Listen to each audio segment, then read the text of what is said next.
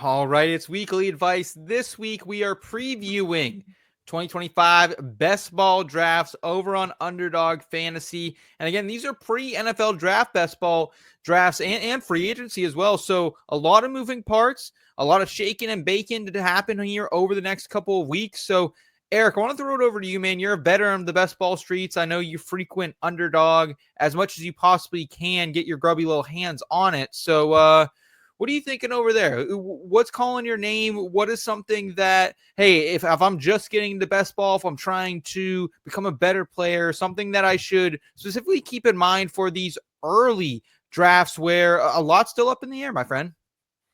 Yeah, that is the exact reason why you are drafting right now in January and in February. It is because one of my pillar rules for early offseason best ball, chaos creates opportunity, right? Like the less we know about a player's circumstance, the more value we can potentially extract out of them. And the reason why I like this rule, I mean, every single year you can go back and whether it is, unheralded rookie prospects that haven't yet showed out at the NFL draft, or we're not sure about their draft capital, whether it's guys that may have a teammate coming in and we're not too sure what their opportunity looks like. Obviously, there are going to be some misses in the mix, but every single year there are guys like Chuba Hubbard, like Jerry Jeudy, right? Like J.K. Dobbins that go out and pay dividends, and they're deep enough down the rosters, the ADP boards, to where if you miss, it's not really going to hurt you all that much. But if you hit, it can absolutely vault your team to a championship. So it's really a twofold piece of advice. Like, don't be afraid about uncertainty, because that's where you can draw a lot of value. But also, volume and exposure is king, right? You don't want to go out and have 90% exposure to a guy that is in a volatile situation. But if you go out and have 20, 25, 30%, that's fine. You can go out and build exposure to the opposite scenario, right? Yeah. Let's say that they decide that they love Rico Dowdle in Dallas and they're going to keep him there and not draft a running back at all. Yeah. Your 8 to 12% of builds that drafted Rico Dowdle super late are going to cover any of the losses on the alternative storyline that you're covering. So look, just lean into the uncertainty. It's where you find value, and know that it's going to be a portfolio. Some are going to hit and some are going to miss. Yeah, and it wasn't last season, but I can remember 2 seasons ago, all the Jonathan Taylor stuff happening in the offseason. And when he was on the field, Jonathan Taylor was an absolute menace. And he was someone I was scooping up in best ball redrafts that year. I remember Zeke when he had his suspension that I think came mid-season or something crazy like that. However, that thing shook out back. And I think that was 2017, I think was when that was. But either way, I think these situations, I mean, sometimes you get Brandon Ayuk, right? Like we got Brandon Ayuk last year. I had way too much exposure to him and it kind of backfired on me, but that was more because of an injury, I'd say, rather than anything. But yeah, so I like the call out there. Steve, what do you have for our best ball players out there? Yeah, for me, it's simple. It's easy. It's ceiling is the upside is always better than the floor. That's always what you're drafting. In best ball, you are not looking for the safe guy who's going to get you 10 points every week. No, you're looking for the guy who can explode for 25, 30 points, because odds are you will field a team that scores some form of respectable score every single week because it's best ball. But you need to be able to go over everyone else's best score.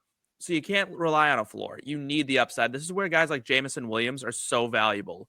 Like, Jameson Williams is a best ball maven. He is probably the most prototypical player for best ball. Rashid Shaheed. Yeah. Rashid Shaheed, like low receptions, high yardage, high touchdown rate. That's what you're going after. Go after the guys who are like, well, all they do is score touchdowns. Well, then they better be on your fucking team. Like, that's what I will tell you. Like, if you hear people be like, oh, well, if they didn't have touchdowns, well, that's great, but they do. And so I'm taking them, and I'm going to take them all the way to the bank. Upside is better than floor.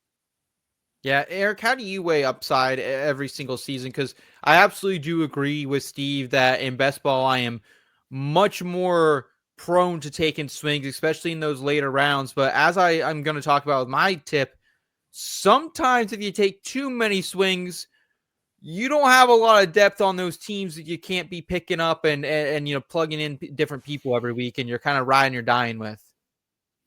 Yeah, I mean the answer to your question is, this is why we don't fuck around in the early rounds, right? Like the guys that are being drafted in the first, 1-3 rounds are going up there because they have the upside that you're looking for, but they also have floor to provide that nice baseline of week over week scoring, right? So if you're going out there and drafting like I don't know, Sam Laporta in the top 15 picks last year, right? Sure. Like you can be completely annihilating your team because you're not getting the upside when he busts, and the floor is completely in the ceiling. So the sentiment is bang on. The way that you're not only going to make the playoffs, but advance through those very competitive tournament weeks when you're really getting into the big money in these tournaments is with guys that can randomly spike off of your bench and get you a 5 spot, a 40 spot, right? So look, there are players that just have the skill set for that. There are players that, potentially could have things break in their favor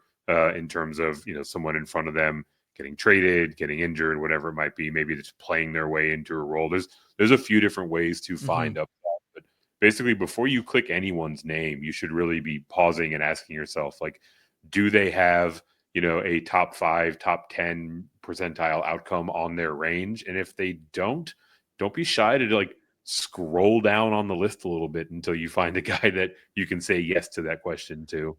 In those 30-second drafts, Eric, sometimes we don't have that second to pause. Sometimes you just got to fire away. You always got time to scroll.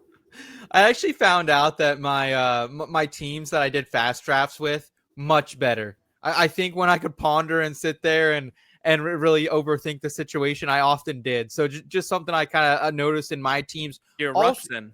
Yeah, certainly. Something kind of along those same lines for my piece of advice is don't overexpose yourself to day 2 or day 3 rookies in these pre-draft best balls. So when I was going back through my teams for this process, for this show, a lot of my pre-draft best ball teams that did well last year, the thing I noticed about them is that they all had limited exposure to day 2 and day 3 rookies.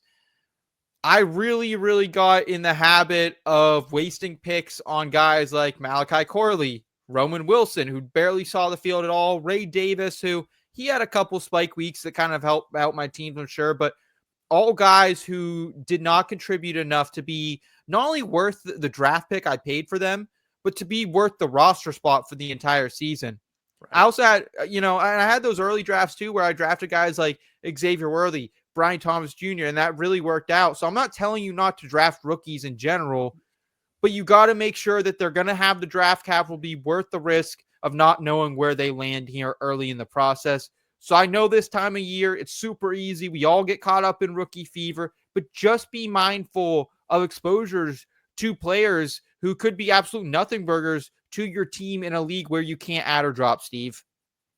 Yeah, no, this is great advice because realistically, the NFL is a tough business to break into, right? And if you're not a first or second round pick, and even second round picks, I would put a little asterisk next to them, you are not guaranteed any playing time at all. None. Zero. Nada.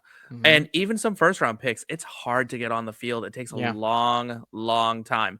So yeah, these day 2 and 3 rookies. And listen, there were some that I was pounding the table for. Trey Benson, Blake Corum. Oh, geez. Not to bring up, not to reopen an old wound, but these guys, all the talent in the world coming out of college were like, this is the guy, right? Like, it makes sense. Mm-hmm. Nope. All the running back needy teams out there, yeah. All the running back needy teams. Even if you have someone like Zach Charbonnet, you're watching, he's the starter and he's playing well, and you're like, oh yeah, this is it. He's gonna be a fantasy viable guy for the rest of the season. No, that rug gets pulled right out from underneath you. So these later round pick guys, they're expendable to teams. They're not really worth as much to teams. So they're not going to rush them onto the field. They're not going to force them onto the field. So don't force them onto your fantasy team. Eric, any final thoughts for you here on the rookies in general, or just pre-draft best ball leagues? Yeah, it's maybe one of the biggest shifts that I've seen in best ball markets over the last 3 or 4 years, right? I'd say 4 or 5 years ago, the light bulb really went off that rookies are one of the best ways to capture and inject upside into your team, right? Because if they come in, they step into a big role and they have this talent, they can go off. The difference was, 4 or 5 years ago, you were getting first and second round rookies in like the 150s, the 160s, 170s, very late, right? And once that light bulb went off, boom, everyone shot up. Marvin Harrison is like a top 11 pick all of a sudden, right? So all of the first round guys moved, all of the first and second round draft capital guys moved into the top, 3, 4, 5 rounds of your best ball drafts.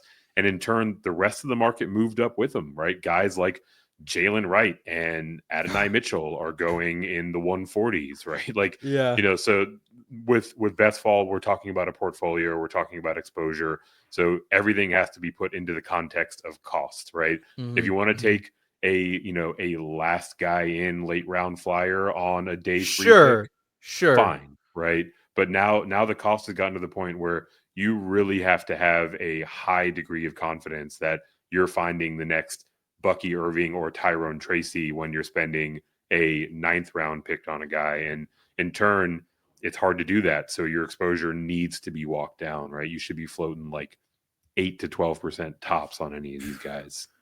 Brother, I don't even honestly want to tell you my Malachi Corley exposure last year. It was ignorant. I bet it was north of 40.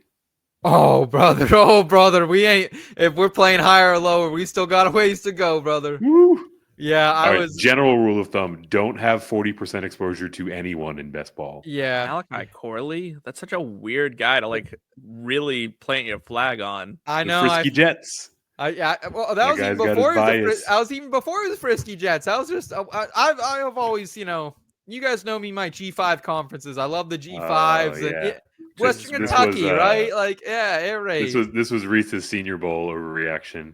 Yeah, flashed. Hey, he was there, baby. He was there. We got our guy Herms in the chat saying, "Hey, man, we gotta keep the faith with Roman Wilson alive. Where's your fan bias, Seth?" Laughing my ass off, Herms. I know, man. I know. I still got him in a couple dynasty leagues. We're gonna ride this son of a bitch out. But when I look back at what other Steelers fans in my league were offering me for Roman Wilson, I got some regret. I got some buyer's remorse.